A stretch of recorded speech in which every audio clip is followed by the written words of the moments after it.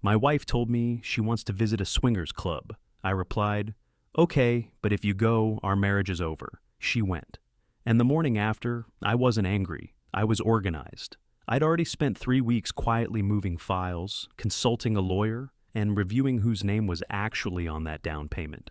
Dana walked back through our front door at 2 a.m., assuming I'd be hurt enough to forgive and too scared to follow through. She found me on the couch with a folder in my lap and one question ready. She had no idea I'd already called Tom. The calendar notification appeared on a Tuesday.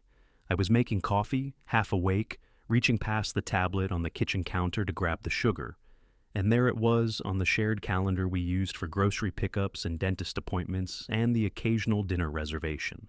Girls' night, venue TBD. 5 weeks out. Dana was in the living room, with her feet tucked under her on the couch, scrolling through something, completely relaxed. I almost didn't ask. That's the honest version. I stood there with the sugar in one hand and looked at that notification for probably 15 seconds, and something in my chest went carefully, specifically quiet. Then I walked to the doorway.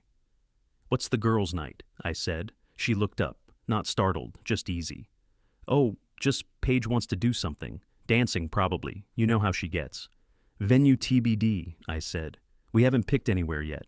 She smiled and went back to her phone. That should have been the end of it, except that over the previous 2 months, Dana had recommended 3 separate podcasts to me about ethical non-monogamy. The first time, I'd listened to about 20 minutes and said it wasn't really for me.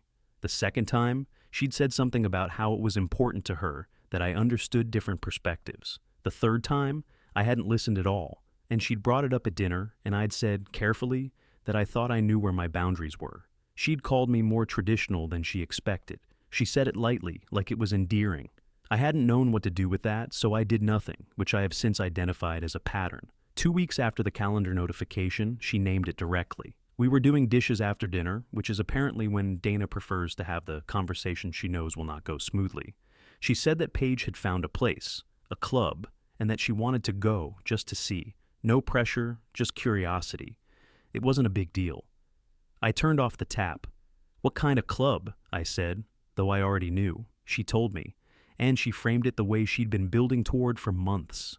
Open-minded, educational, just an experience. She wasn't asking me to go. She just wanted to explore. Didn't I trust her? Wasn't this the kind of relationship where they could talk about things? I set down the dish I was holding. I said, "If you go, our marriage is over." Not a performance. Not a threat delivered for emotional effect. I meant it the way I mean things when I've thought about them enough that they stop feeling scary. Just factual, like reading a measurement out loud. Dana's expression shifted once, quickly, and then settled back into something I can only describe as patient. Like she was dealing with a position she expected to outlast. She said, "Are you serious right now?" "Yes." She said I was being more traditional than she'd realized, and that she needed me to think about it before I made ultimatums. I told her I didn't need to think about it. She went to bed before I did. That night I texted her, "Just want to be clear about what I said tonight, so there's no confusion later. If you go to that club with Paige, I'm filing for divorce. That's not anger talking. That's where I am." I kept it short. No caps, no drama. She replied with a heart emoji. I stared at that for a long time. Then I screenshotted it and saved it to a folder on my phone. I didn't fully understand why. I just thought, I want a record of this. I want to be able to prove I said it plainly. I called Derek the next morning. Derek and I had worked together for 6 years, and he was one of those people who absorbed serious information without adding noise to it. I told him what was happening. He was quiet for a moment and then said, "What do you need?" I said, I thought I needed the name of a divorce attorney, and I said it felt strange to say that out loud, and he said it made sense that it did. He gave me Tom's name by the end of the day. Tom's office asked me, before the consultation, to gather proof of the down payment source, all joint account statements, and the co-signed loan documents from Dana's father. This last one took me a day to locate, because I hadn't looked at it since we signed it. I found it in the back of a filing cabinet and read through it for the first time with any real attention. I made a copy and put it in the physical folder I'd started keeping in my desk drawer. The down payment was the thing I kept returning to. We'd bought the house 14 months earlier. I'd contributed $87,000 from a savings account I'd opened before the marriage and kept in my name only. Dana had put in $6,000 from a bonus. I remembered the day we'd wired the money to escrow because I'd had a specific moment of hesitation, a sense that I was making myself very exposed and hoping that was okay. I'd decided it was. I'd wired the money. We'd moved in 6 weeks later. Dana mentioned Paige's plans 2 more times in the following week. Each time she reframed it slightly. Once it was, Paige really needs this. Once it was, I feel like you're trying to control my friendships.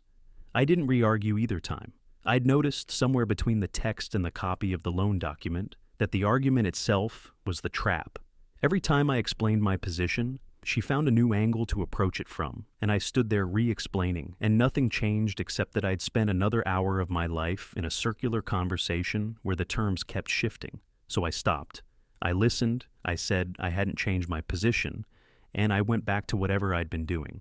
The night she went, she told me she was going out with Paige. She didn't call it the club. She said, "You know where," which I thought later was actually worse. It meant she wanted credit for not lying while still not quite saying it. I said, "You know what I said?" She picked up her jacket from the chair by the door. "I know what you said. I also know you." She kissed my cheek, which is the detail I have the hardest time knowing what to do with. And she left.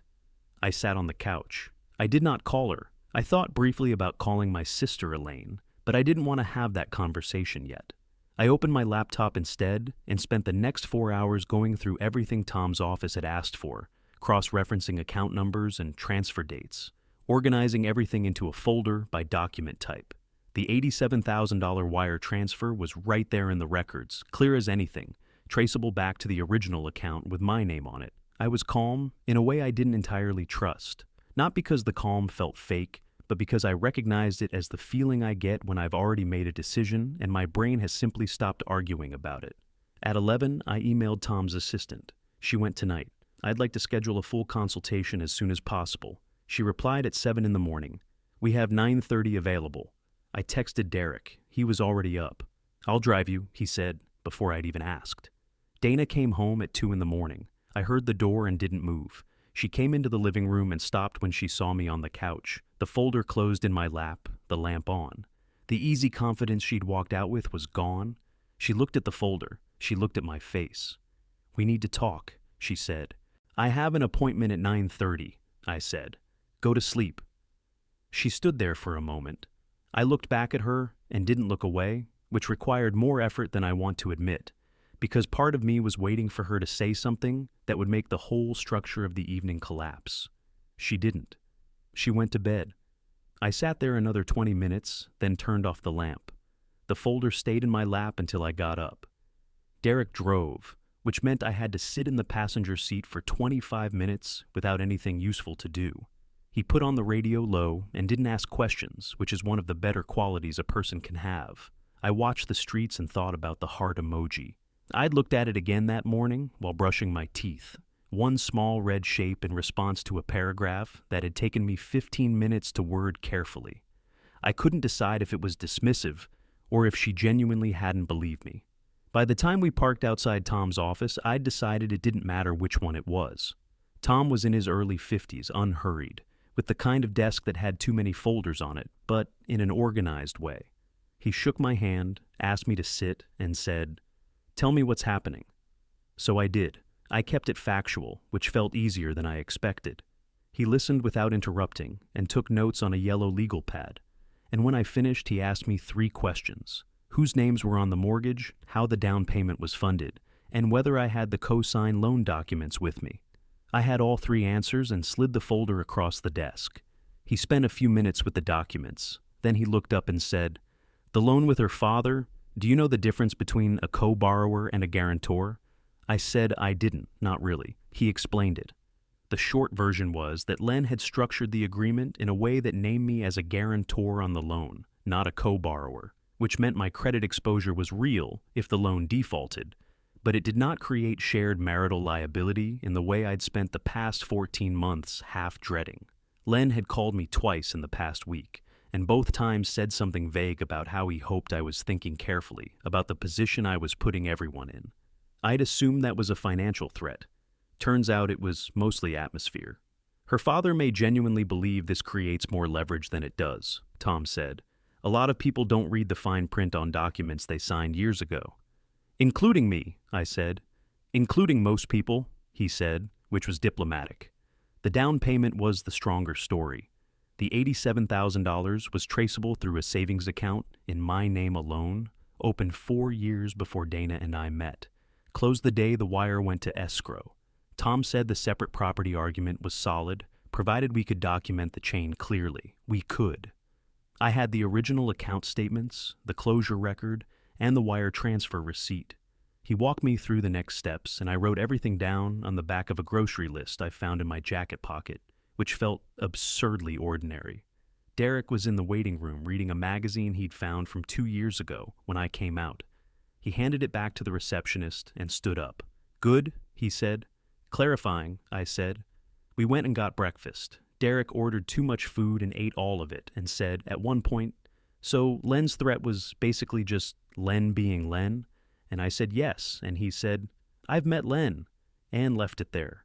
Dana was in the kitchen when I got home. She'd made coffee and stood at the counter with both hands around her mug, and she looked like she'd been waiting and had prepared for several different versions of how this might go. I got a glass of water and leaned against the opposite counter. "I made a mistake," she said. "I didn't think you were serious." This was the part where I was supposed to soften, and some part of me registered the pull of it. She looked genuinely upset. Her eyes were a little red. I thought about the years of good mornings and inside jokes and the trip we took to Portugal 2 summers ago, and I held all of that and kept my feet where they were. "Say the words," I said. "Say that you understood what I told you and you went anyway." She looked at me. "You're asking me to humiliate myself." "I'm asking you to be honest." She set her mug down and left the room. That was on a Thursday. By Sunday, her mother was calling me. Rhonda's approach was warmer than Len's and landed harder because of it. She said she was worried about both of us. She said Dana was devastated. She said marriage was hard and that she and Len had been through difficult stretches and that she hoped I understood what I was risking by treating one night as a reason to throw away everything we'd built. I listened to the whole thing, because Rhonda is the kind of person who notices if you're not really listening, and then I said I appreciated her concern and that the decision wasn't something I was making impulsively. She paused and then said she was sure we could work through it if I was willing to be flexible, and I said I'd take that under consideration, which is a phrase I've found useful because it sounds like engagement without being any. Len called the next morning, less warm. He said, "You co-signed that loan with me. I want you to make sure you're thinking about that." I said I'd spoken with my attorney about the loan. There was a pause. "You've already spoken with an attorney?" "Yes." Another pause, longer. He said he hoped I was making a thoughtful decision and ended the call. I texted Tom. Dana's father just brought up the loan again. Tom replied within the hour. "Tell him to contact my office if he has specific concerns." He won't. He didn't. I filed the petition that week. I moved my things into the guest room while the house situation worked through the legal process, which was a specific kind of strange, using the same bathroom, passing each other in the hallway, making coffee in the same kitchen, the whole ordinary infrastructure of a shared life continuing while its actual structure was being formally dissolved. Dana and I were civil in a way that felt like a controlled experiment. I think we were both surprised by how functional we could be when there was nothing left to negotiate. I also separated my finances that week, opened an individual account, redirected my direct deposit, started tracking my expenses separately. Simple, practical steps, each one feeling like turning off a light in a room I was leaving. I went to work, had my meetings, delivered my project documentation on time. My manager, who knew something had shifted because I'd asked for a personal day, said nothing beyond checking in once to ask if I had what I needed. I said yes. The structure of work was genuinely stabilizing, which sounds like something a person says in a corporate wellness email, but turned out to be true. It was Elaine who made me understand the longer shape of things. I called her on a Wednesday evening, sitting in my car in the guest room's version of privacy, which was the parking lot of a grocery store down the street. I told her everything. She was quiet through most of it, and then she said, "Do you remember Dad's retirement dinner? The one Dana came to, maybe 3 months after you got married?"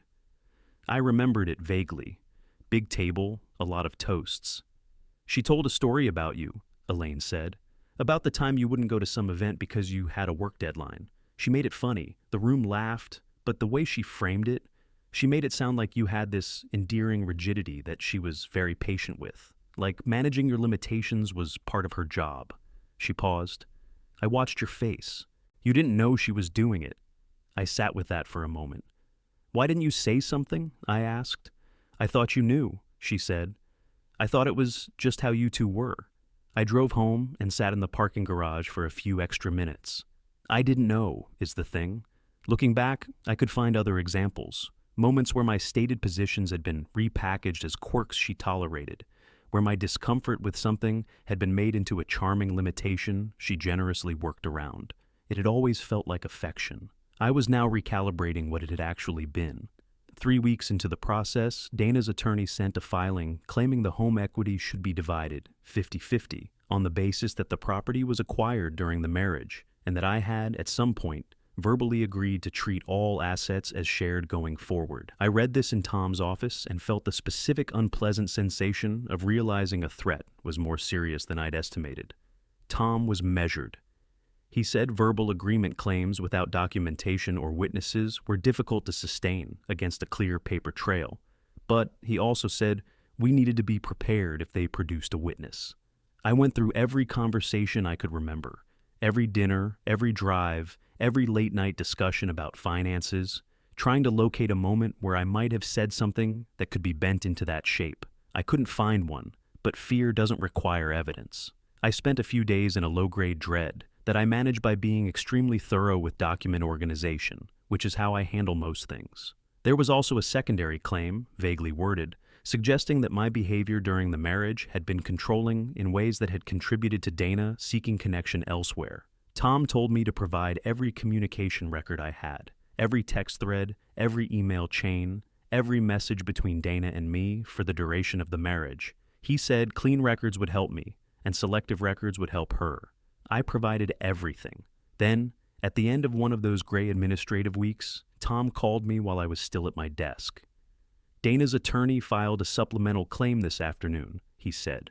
They're formally contesting the separate property argument on the down payment. They're also suggesting they may have a witness who can corroborate the verbal agreement claim. I was quiet for a moment. Do they have a name? Not in the filing, Tom said. I sat in my car in the work parking lot after that call, engine off, watching people come and go through the lobby doors.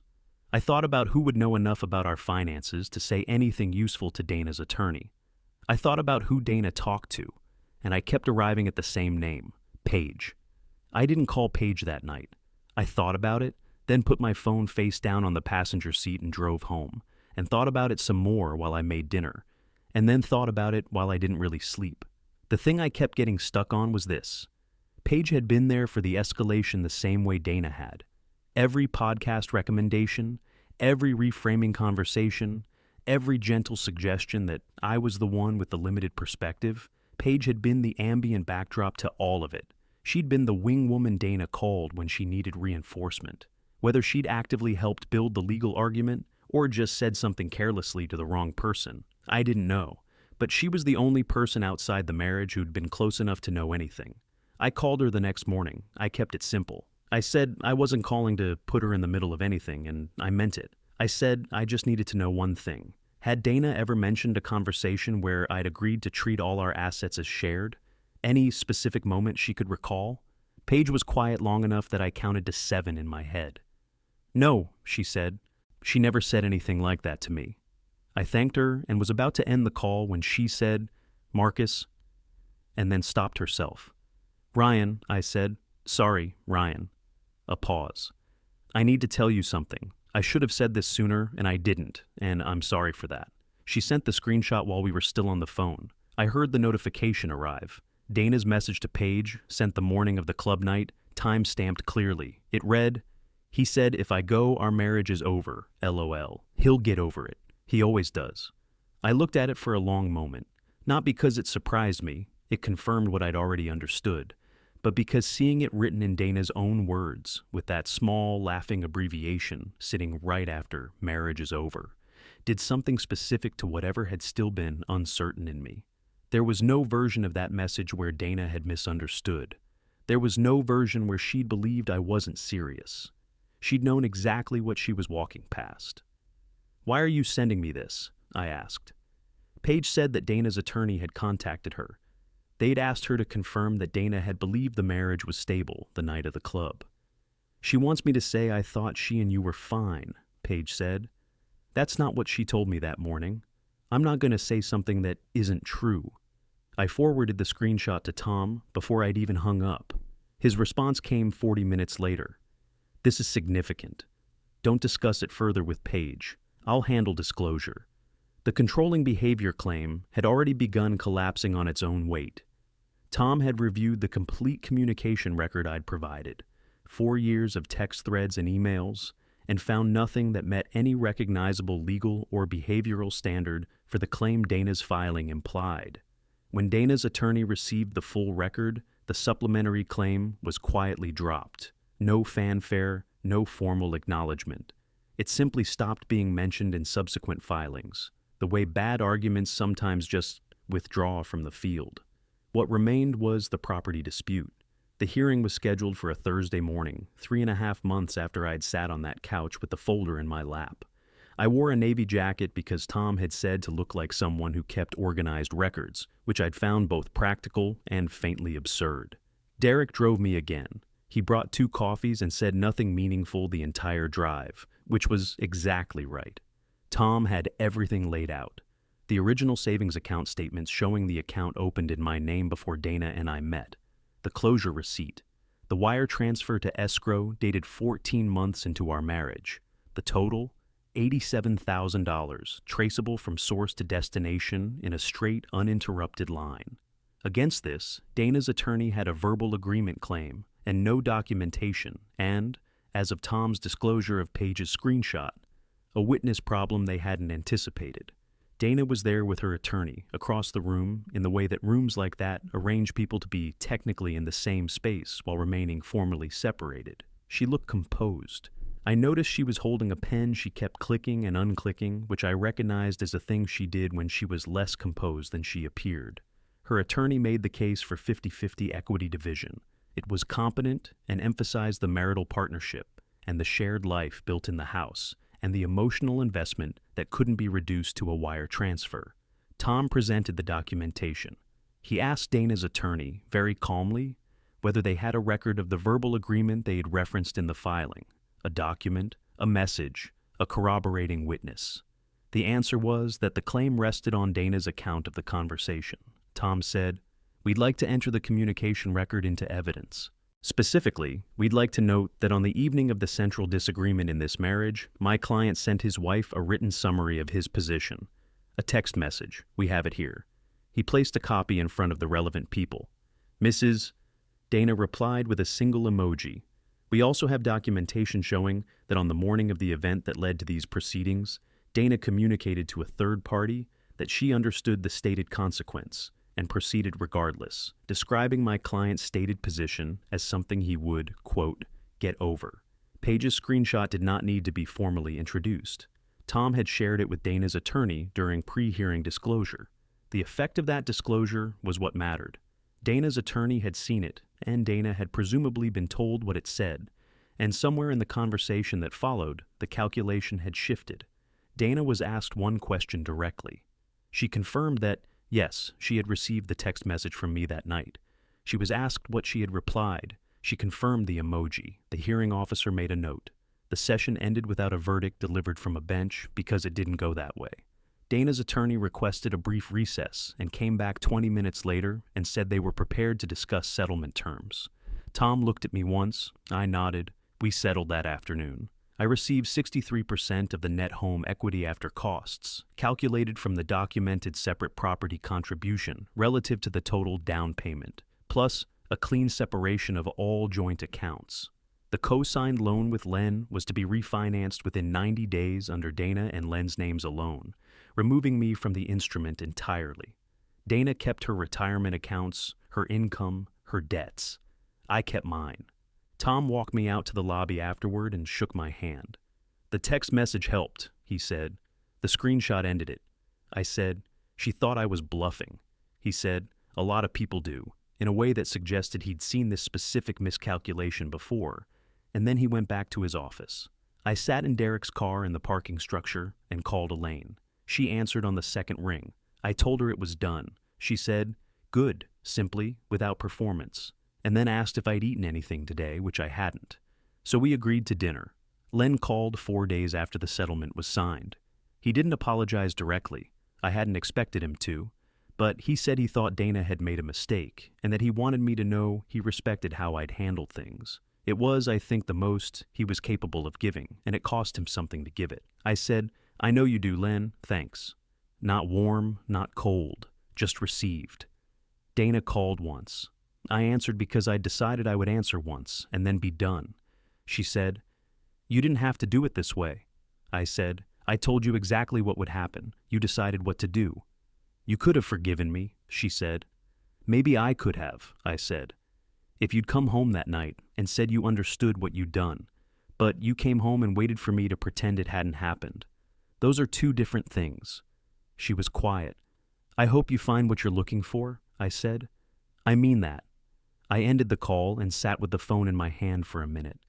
I felt sad, which I want to be precise about because sad is not the same as regretful. I was sad about the version of the marriage that had never quite been real. I didn't want to go back to it.